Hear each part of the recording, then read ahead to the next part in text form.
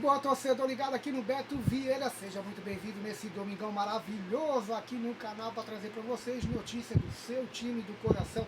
Eric Pulga tem futuro incerto no Flamengo, já vou contar para vocês sobre isso e é algo relacionado com a multa com relação à renovação, a gente já vai entrar nesse detalhe aqui.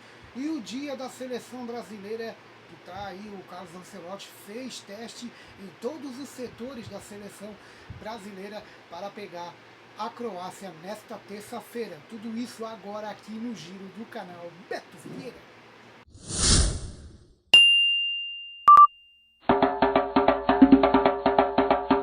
Isso, turma, vai se inscrevendo no canal, vai deixando o seu like, vai ficando com a gente aqui. Essa semana a gente volta ainda trazendo para vocês mais vídeos. Vamos fazer uma análise aí do jogo da da eliminatória da Copa do Mundo também. Tá chegando aí as finais dos playoffs. Mas o nosso assunto aqui é o Flamengo, que foi colocado agora o assunto do Eric Pulga, que tem aí essa dúvida com relação à negociação de contrato, de renovação, algo com a multa, a gente já vai ali, então o futuro está meio que incerto, a gente já vai falar sobre o Eric Pulga do Flamengo e também falar aí das notícias da seleção brasileira. Vamos falar do Eric Pulga então.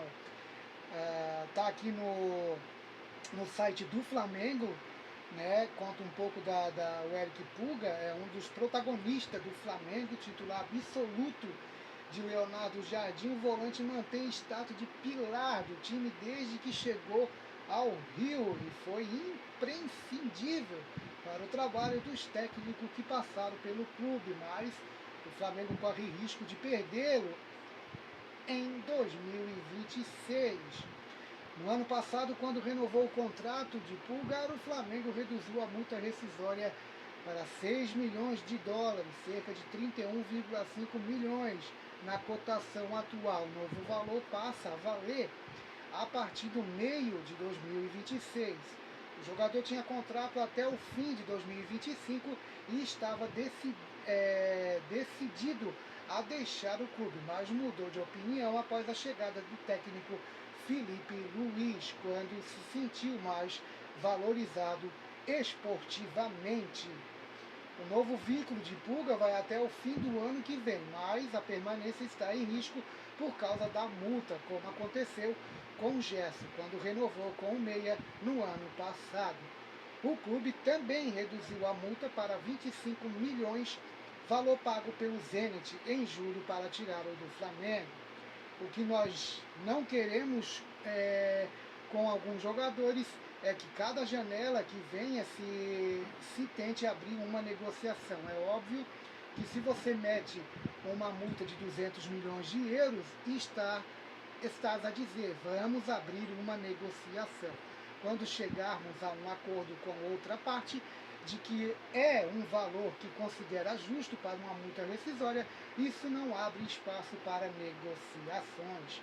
Há uma multa que foi de comum acordo, então não há conversa. Outro benefício da multa também é que hoje em dia ninguém paga jogador à vista, é dinheiro à vista, explicou aí o diretor de futebol José Boto em entrevista ao Globoesporte.com. Falando mais dessa história que o Flamengo pretende renovar, mas isso o futuro está incerto com relação a Eric Pulgar pela multa. Continuando aqui, não há proposta por Pulgar no Flamengo e o mercado tende a ser mais reduzido para o volante de 32 anos, o que tranquiliza o clube. Como o Chile está fora da Copa do Mundo, o jogador também não terá projeção mundial. De qualquer forma, a diretoria entende que precisa valorizar Pulgar, apesar de ter tido aumento quando renovou o contrato em 25. O volante recebe menos que os outros jogadores da posição que foram contratados depois pelo Flamengo. Uma valorização pode pesar na decisão do chileno em ficar no Rio caso haja uma proposta na próxima janela. Neste ano, então, meus amigos, o Pulgar tem 14 jogos e 2 gols pelo Flamengo. Ele foi titular em 4 dos 5 jogos com o Leonardo Jardim. Só ficou fora contra o Corinthians porque estava suspenso. Então tá aí o Eric Pulgar, Se tiver algum barulhinho a mais aí, é porque o meu ventilador tá ligado, porque aqui em Santa Catarina tá muito calor, tá 3 semanas e meia sem chover, então tô aqui no meu cantinho gravando esse vídeo para vocês aqui, botei o ventilador ali, então se tiver um barulhinho aí, não dá bola não. Vamos falar então, o Eric Pulgar pode ser que ele queira aí uma valorização, tá ganhando menos do que os outros que chegaram depois dele, né? Então ele é um bom jogador. Imagine se o Chile fosse para a Copa e ele ia lá para a Copa da Canadá, Estados Unidos e México, ia ser valorizado mais ainda, mas não vai ter essa questão de Copa do Mundo, onde todos os jogadores são bastante valorizados, então o Eric Pulgar não vai ter essa chance de ter essa projeção mundial, né, como está na reportagem aqui do site do Flamengo, mas é sim um grande jogador, então o Flamengo vai ter que dar uma valorização salarial, mais tempo de contrato, então tem tudo isso aí para ser resolvido. Alô, torcedor do Flamengo, será que Eric Pulgar vai continuar no Mengão mesmo com esse problema com relação à multa? Vamos ver se vai ter renovação no meio desse ano ou não. Vamos falar de seleção brasileira. Muito bem, então, meus amigos, dessa aí, se inscrevam no canal. A seleção brasileira que perdeu para a França por 2-1 no jogo na última semana, agora quinta-feira, jogou muito mal, joga nessa terça-feira mais um amistoso contra a equipe da Croácia, que vem aí de eliminações recentes eliminou o Brasil aí na Copa do Mundo do Catar nos pênaltis. O João Pedro e o Luiz Henrique são as novidades, pelo menos nos treinamentos da semana aí com o Carlos Ancelotti, pode surgir na seleção brasileira, tá? Mas na verdade o Ancelotti ele fez teste em todos os setores. Vini volta a jogar aberto na esquerda, que para mim é o lugar do Vini Júnior, né? O atacante do Chelsea substituiu Martinelli. Marquinhos retorna e principais dúvidas estão na lateral e na cabeça de área. Vini de volta do lado esquerdo, Marquinhos na zaga, Luiz Henrique no lugar de Rafinha.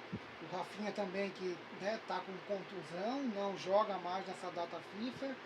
Dúvidas no meio de campo e na lateral, e desta forma o Brasil se prepara para enfrentar a Croácia em Orlando nessa próxima terça-feira. Carlos Ancelotti então montou a equipe em treinamento deste domingo com Ederson, Ibañez, Marquinhos, Léo Pereiras e Douglas Santos, Casemiro, Danilo, Luiz Henrique, Matheus Cunha, João Pedro e Vini Júnior. Aqui o Matheus Cunha, o Vini Júnior, né, o Marquinhos e o Casemiro, para por aí. E o Danilo, que na minha opinião ele deveria ser deveria ser titular na Copa do Mundo na lateral direita. O restante banco de reserva. O João Pedro para mim nem deve ser chamado para a Copa do Mundo, pesou demais a camisa 9 para ele, entrou no segundo tempo contra a França, não fez nada, estava muito nervoso, pode estar jogando bem, está jogando bem na equipe do Chelsea, mas para a seleção brasileira está pesando a responsabilidade de jogar na seleção brasileira, não fez uma boa partida como quase 90% do time da seleção. O treinador então indicou internamente dúvida na lateral e no meio de campo. Eu comentei aqui num vídeo de short que eu fiz para vocês sobre o amistoso que o Brasil perdeu para a França, que o Ancelotti ele está seguindo a convicção dele de botar 4 atacantes, não tem nenhum homem, aquele meio de campo tradicional, aquele camisa 10, aquele 8, aquele camisa 10 mesmo para fazer a distribuição da zaga do Brasil para o ataque, aquela transição ofensiva. Então não tem, a exemplo disso que o Casemiro tentou fazer 3 ou 4 lançamentos da intermediária de defesa da seleção brasileira para o ataque, então tem que ter aquele meio de campo tradicional, né? Podia jogar aí com 2 ou 3 atacantes, ou 3 atacantes, cada um aberto, o Rafinha pela direita, o Vini Júnior pela esquerda, e bota ali um centroavante, camisa 9 mesmo dentro da área. E na minha opinião ainda tem que ser o Pedro do Flamengo, tá bom? Em conversa com o elenco no sábado, Carleto deixou em aberto a disputa entre Ibañez e Danilo na direita, e Andrei Santos e Danilo Santos no meio de campo. João Pedro e Luiz Henrique serão titulares diante da Croácia. O Luiz Henrique até tudo bem, agora o João Pedro eu não gosto não. O João Pedro não está bem na seleção. Pode ser que me surpreenda agora contra a Croácia, mas não fez uma partida muito boa, pelo menos nos minutos que entrou contra a França. Aliás, a França venceu, 3-1, pelo menos até agora que eu estou gravando esse vídeo, a Colômbia, né? 2 amistosos com seleção sul-americana e 2 vitórias. A situação de Marquinhos é monitorada de perto após o jogador ficar fora do jogo com a França por dores na coxa. A tendência, porém, é de que o zagueiro retorne à posição e à faixa de capitão.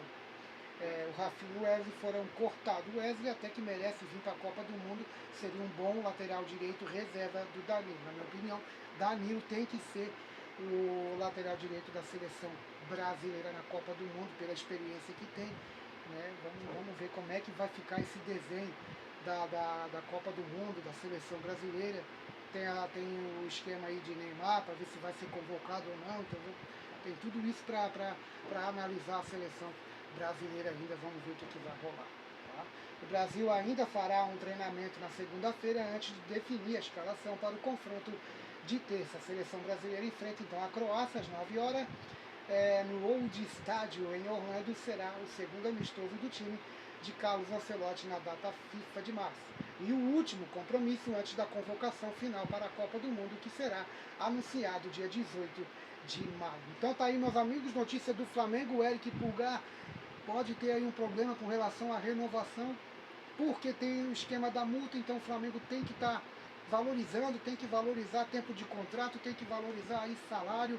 O Eric Pulgar é titular absoluto do Flamengo, todo mundo sabe que joga um baita de um futebol, mas recebe menos do que os outros volantes, os outros jogadores da posição que chegaram depois. Seleção brasileira também falando aqui que o Carlos Ancelotti está fazendo teste em todos os setores para pegar a Croácia. De todas as convocações aí, 13, 14 jogadores que geralmente são titulares da seleção, ou foram cortados por lesão, ou nem foram chamados por lesão, ou nem foram convocados. Então dá para levar por esse ponto aí que a seleção não estava completa, mas seleção é seleção. Então ficou a derrota da seleção brasileira, não dos jogadores, ou né, não da forma como eu posso dizer para vocês.